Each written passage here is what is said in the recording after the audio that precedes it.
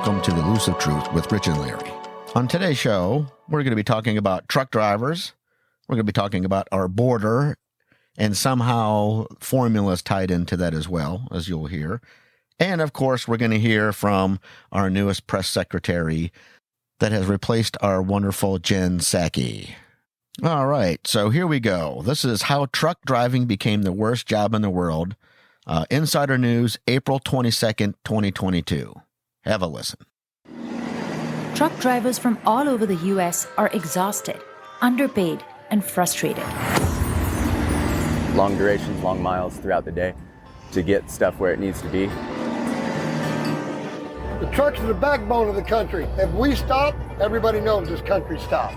Hundreds showed up for this convoy protesting COVID-19 restrictions in February. I wanted to be in the first wave, make sure that we were making the big statement. But much of what plagues the industry started long before the pandemic. So why are drivers in the U.S. so frustrated, and how did we get here?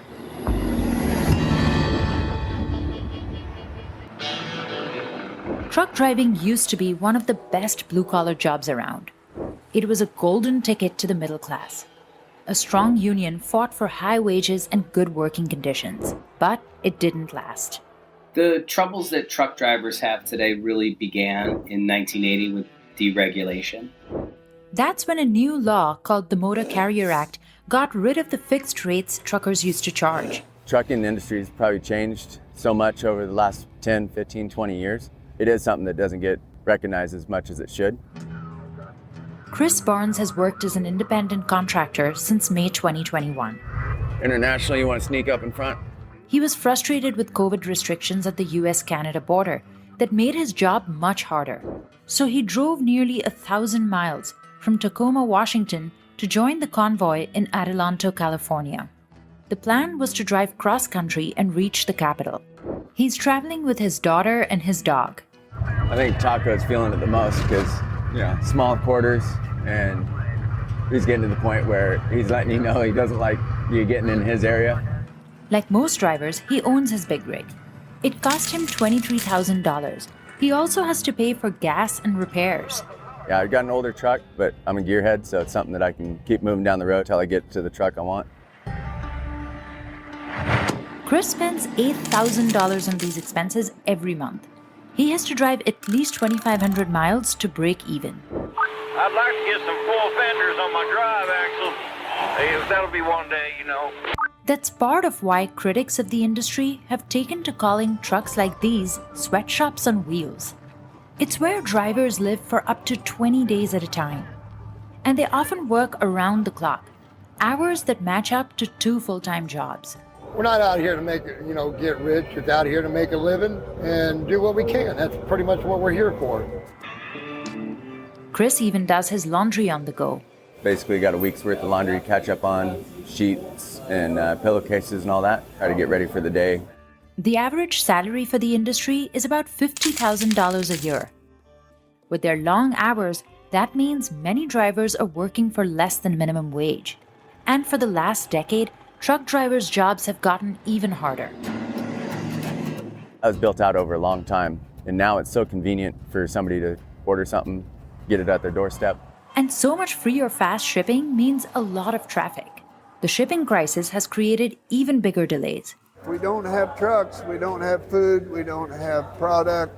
If we can't move it, we can't sell it. We can't sell it, we can't make money. So it's very important that we got trucks.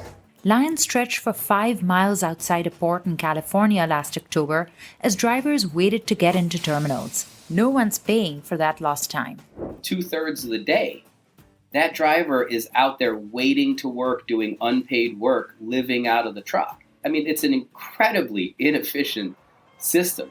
There's always stories about somebody that'll be sitting at a place for 5-6 hours just before they get even checked in. We're talking another solid hour or two. The trucking industry is dominated by a few big companies. They will get drivers to sign a contract that says, we'll train you for free, but you have to work for us for a year. And once drivers are in that situation, of course, they can't leave the job for higher wages, and so they end up accepting subpar wages. Vasali says most new drivers quit after about 6 months, although that often means they'll pay tons of fees. It's effectively a system of debt peonage. Even before the pandemic, more than 90% of truck drivers were leaving the industry each year, but new workers take their spots. It's just cheaper to bring in a new driver than it is to try to hire and retain an experienced, safe driver. The truck drivers who joined the Freedom Convoy say they felt forgotten, even though they're keeping America running. Most people don't realize how hard-working it is, how big a job it is. I've done it from one end to the other. At the start of the pandemic, U.S. truck drivers were celebrated as frontline workers. But by the time they watched Canadian truckers occupy Ottawa, the same old frustrations were back.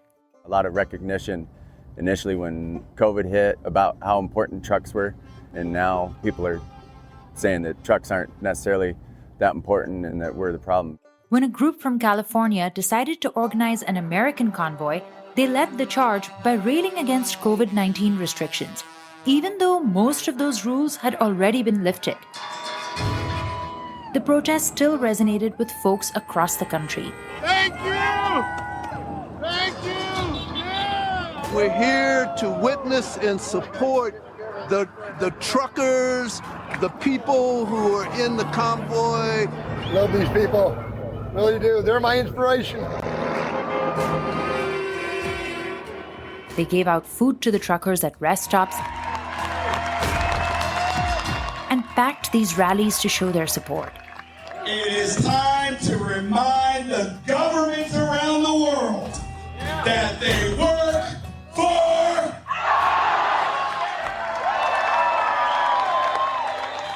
The line of trucks stretched for miles at some points. Today we decided that we're going to go onto the Beltway. But when the convoy got close to Washington, D.C., it didn't make the impact they wanted. The National Guard deployed 700 members to control traffic in the capital, and rally organizers told drivers to stay out to avoid arrests. It is very important that we do not get off the exit that we're not supposed to be getting off of. I'm good with not driving in. I'd like to stay here until we actually accomplish something concrete. Truckers drove around D.C. in circles instead, but the movement fizzled out in about a week. This is a small portion. I hope that we achieve everything that we need to. Still, Chris says he doesn't regret joining the protest, even if it was ignored like many of the issues truck drivers face. He says the support was about much more than mask and vaccine mandates. When people start seeing trucks on the road, it's something that they can connect with. And brothers and sisters that are actually running these trucks, they know that they're on the front line also. I know this was a highly produced piece. I wanted to show you another side of the story, since we all have been led to believe that the shortages are caused by the ports, not enough dock workers. The truck drivers are in misery like everybody else. High fuel costs. That's the number one killer right now. Think about it. Everything is going up based on that. One piece that they touched on was the high cost of trucks in general. You can sell your used truck for $20,000 more than you paid for it. So with the high gas prices or diesel prices, a lot of people are getting out of the trucking industry, or it's the people that have huge payments still left on their rig or that are feeling the biggest crunch with the jobs, and it's just a total mess. We'll get it straightened out. But just another viewpoint. I wanted to point out that this is way more screwy than we think. It's like the perfect storm. More to come. For our next piece, this is brought to us by Fox Business. It's called Caught on Camera. GOP rep rips Biden administration after exposing formula stockpiles at the border. Most of you probably don't know, but formula is hard to get. There was a big FDA closure of a plant, and that's another. We'll get into that. That's our last piece. Apparently, Biden is so grateful for our immigrants that he's stockpiling formula for all the people trying to get into the country. But, forget about the people that live here and pay the taxes and have to deal with the inequities that this administration has been giving us. Once again, have a listen. Right now is the Florida Congresswoman herself who exposed this at the border. Kat Kamak is here. She's a member of the Homeland Security and Agricultural Committees. Congresswoman, thanks very much for being here.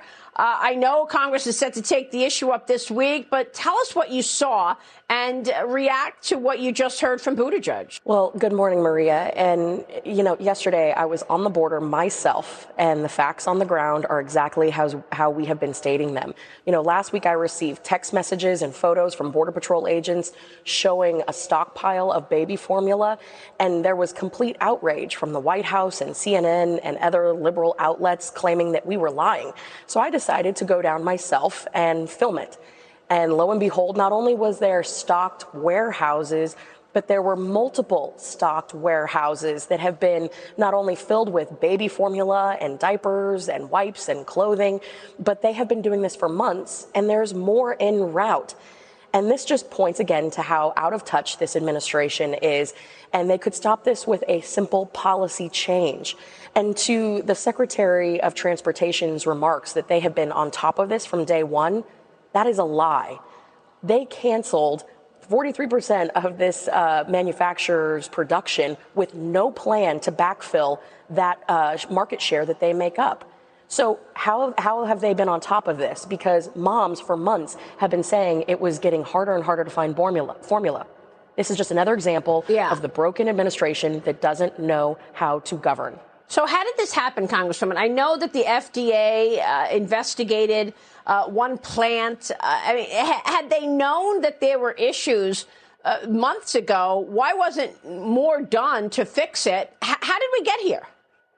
That's the million-dollar question right now. See, back in fall of last year, there was a whistleblower who alerted the FDA to some bacteria issues within the Abbott facility in Lansing, Michigan. There was a thorough investigation, a voluntary recall by Abbott, and it was in March that the FDA themselves, they came out with a public statement saying that the bacteria found in the Lansing facility did not match the bacteria that tragically killed those two infants that when there was an autopsy performed. So there was no connection between the two. So there was a voluntary recall. The Abbott facility has complied and done everything that they have been asked of the FDA, but yet there's no word from the FDA on when this facility can get back up and manufacture. Keep in mind, they manufacture 43% of the market share. And in the meantime, there's been no easing of regulations. There has been no easing of the tariffs to import baby formula. It has been radio silence. But that's how this administration operates. They want us to flounder because they have no solutions. And they continually point the blame at everyone else but themselves. Yeah, it's interesting because last week Jen Psaki actually suggested that it was all Abbott's fault. Abbott had to come out tweeting about it, saying the White House is misrepresenting it. This is not Abbott's fault. We all know this. What you just laid out was exactly right, that we see that it, in fact, did not come from Abbott. But I want to get your take on what else is going on at the border. You were just there. A federal judge is expected to rule on Title 42 within days. 24 GOP states have already filed a lawsuit to try to block the administration from lifting Title 42. Congressman, what are you expecting? Do you think that Title 42 goes away on May 23rd, which was the date that the administration said it would overturn it? Maria, and you are so passionate and you've been so spot on in covering the border crisis from day one. When I was with the agents yesterday walking through these processing facilities, they talked in depth about the sheer number of people that they would be dealing with, up to 18,000 a day. Keep in mind, we lose operational control of the border at 3,000 a day. And what we're seeing currently is already untenable. If we lose Title 42, that is the last tool in the toolbox for these Border Patrol agents. These are the same people who can't find formula for their own kids in a Target down the street. I know because I went to that Target yesterday. But this is the thing. We will absolutely see an invasion at our southwest border. There has already been a lowering of vetting standards. People are being put through the processing process in a rapid manner in which they're not being properly vetted. The Democrats actually voted last week to accept arrest warrant paperwork as proof of ID for people to get into our country. There's ankle bracelets being cut off. this is going to absolutely have dire consequences for Americans, because what we are seeing are people on the international terrorist watch list coming across the border, narcotics pouring across the border. We will need to have some very tough policies on the books, but this administration is weak, and we know that. Yeah. Well, we've already heard actually stories from border agents that MS-13 actors were actually apprehended at the border. So you're spot on. Yes. Congressman, thank you. Thanks for your leadership here. Kat Kamak joining us this morning on the border. This certainly has to prove that the Biden administration is up to no good. The border is still an issue, and it's getting worse. And coming up on the 23rd, hopefully this is resolved and these judges can keep this in place. There's going to be an onslaught of people coming into this country. Next, along the same lines, we have a new press secretary. Well, I'm sorry to say, can't say she's just as bad as Psaki yet, but boy, she's long-winded, round and round we go without answering anything. So have a listen. This is her first day, and this was some questions about the baby formula problem. You guys all deserve rewards. How about that? Go ahead, Nancy.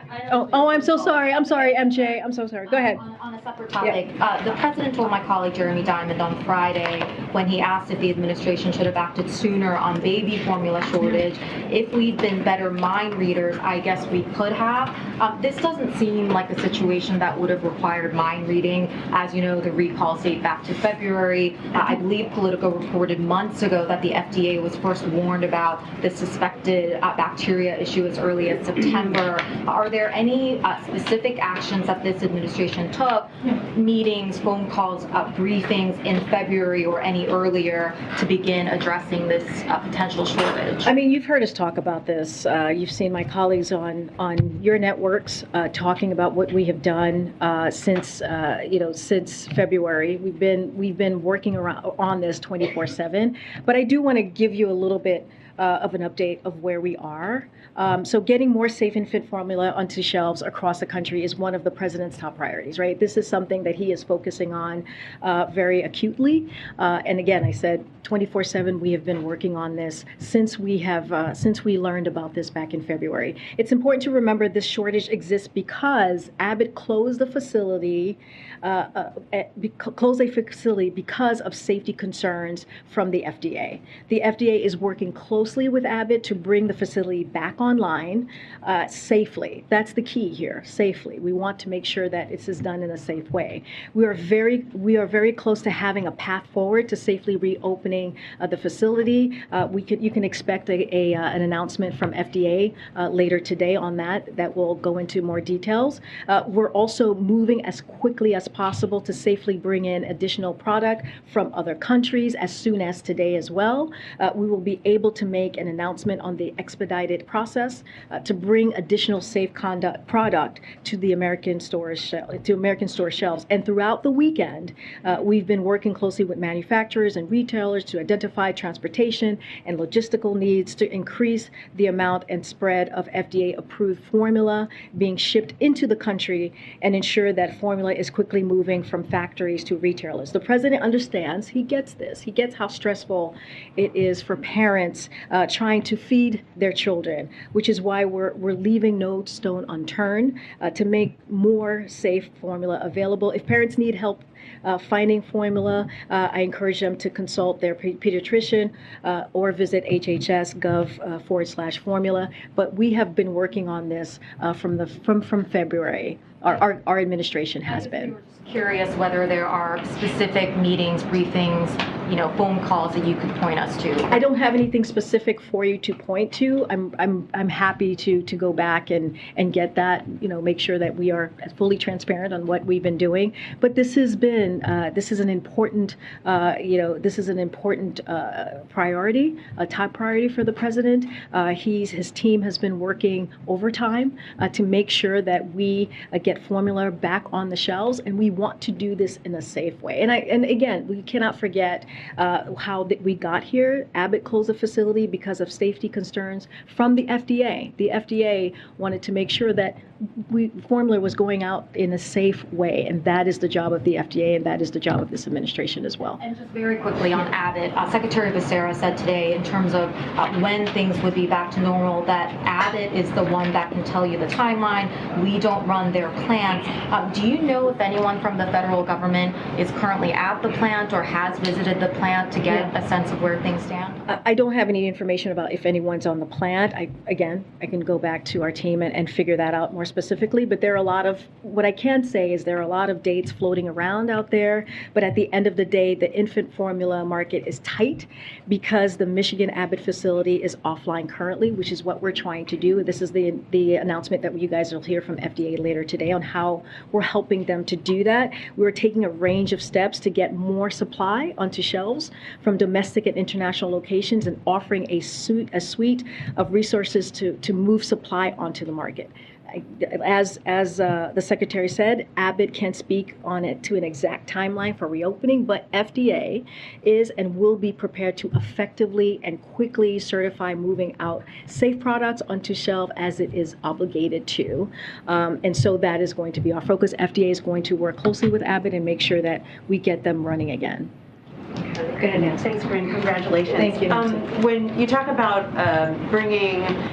importing more product imminently, what is the criteria going to be for which formula can be imported? Will the administration allow formula that was not produced in FDA-approved factories overseas to be imported, or European brands, for example, that aren't currently sold in the U.S.? Okay. So as Dr.